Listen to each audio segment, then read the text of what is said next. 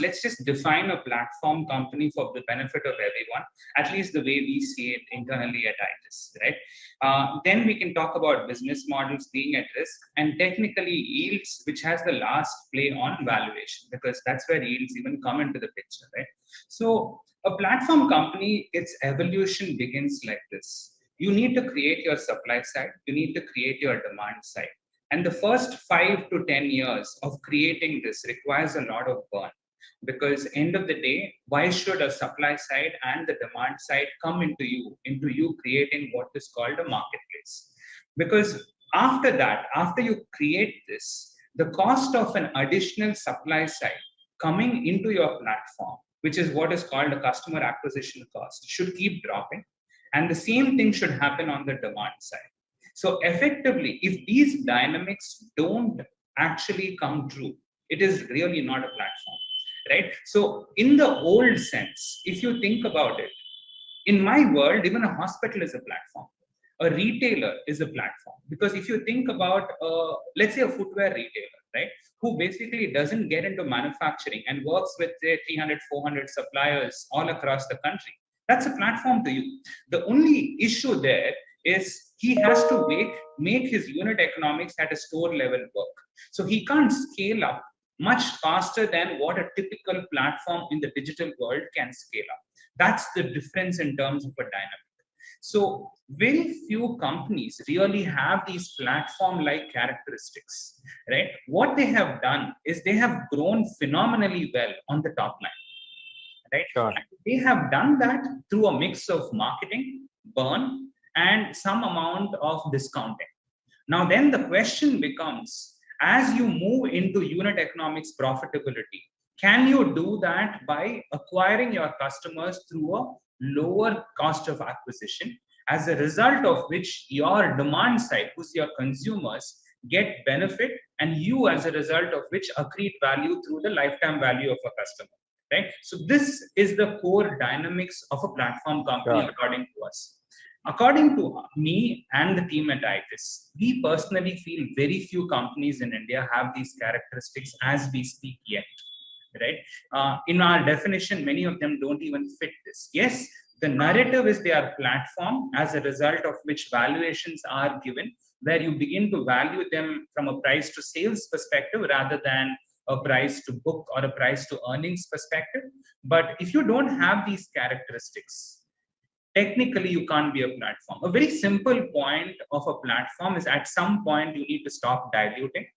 At some point, your unit economics should grow from, let's call it a S curve or a J curve. It should pick up in a very, very aggressive way, as a result of which you can then at the top start looking at reallocating these cash flows. So Google was a platform, right? Amazon has characteristics of a platform.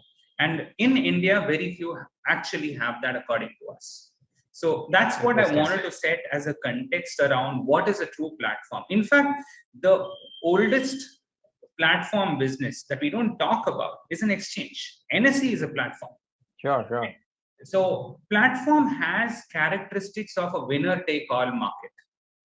If you have a duopoly and a you could argue, right, Naveen, that in the last few years, because there were businesses which didn't have competition, and therefore set up what you're calling a platform business, were able to be a monopoly or a duopoly or something, and therefore have these characteristics. Now that those businesses, those quote unquote platform businesses, have other quote unquote platform businesses competing, then therefore the way it moved over the last decade for the true blue platform companies, the mechanics would change a little bit as well. And that doesn't take away the fact that what they are doing is building a platform which has customers on one side and suppliers on the other side.